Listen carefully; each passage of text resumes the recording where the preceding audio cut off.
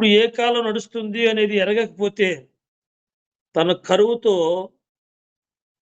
తన జీవితాన్ని పోగొట్టుకోవాల్సి వస్తుంది. ఆకలితో తన ప్రాణాన్ని పోగొట్టుకోవాల్సి వస్తుంది. ఎందుకనంటే వర్షాకాలం అతను ఎరగాలి.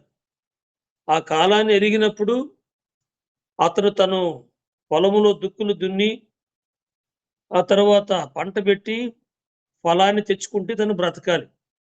సో ఆ వ్యవసాయకుడు సంతోషంగా సంతృప్తిగా ఉండాలంటే కాలము ఎరిగి కాలానికి అనుకూలంగా తన యొక్క జీవితంలో శ్రమించాలి, కష్టపడాలి. అలాగే ఆత్మీయ జీవితంలో కూడా ఈ ప్రమాదకరమైనటువంటి దినాలలో విశ్వాస జీవితాన్ని ఎలా కాపాడుకోవాలో,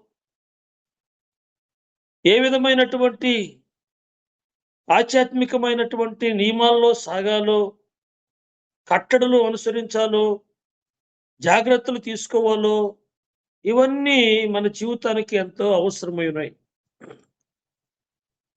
ప్రభువుని ఎప్పుడు నమ్ముకున్నామని కాదు కానీ, ఎంత భక్తి చేశామని కాదు కానీ, ఈ దినాలలో నిలబడ్డము గొప్ప విషయం.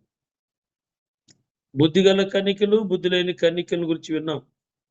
అంటే కొంతమంది నష్టపోతారని బైబిల్ చెప్తా ఉంది. కొంతమంది ఆధ్యాత్మికంగా బలహీనమవుతారని దేవుని వాక్యం సెలవిస్తా ఉంది. అయితే ఆధ్యాత్మికమైన జీవితంలో ప్రతిరోజు మెలకువగలిగిన జీవితాన్ని కలిగి ఉండడం ద్వారా తన ఆత్మను ప్రభు రాకడ వరకు నిందారహితంగా ఉంచుకొని, నిర్దోషంగా ఉంచుకొని, ప్రభు రాకడలో ఎత్తబడ్డానికి గొప్ప అవకాశం ఉంటుంది. కాబట్టి ఇవి ఎలాంటి ప్రమాదకరమైన దినాలు.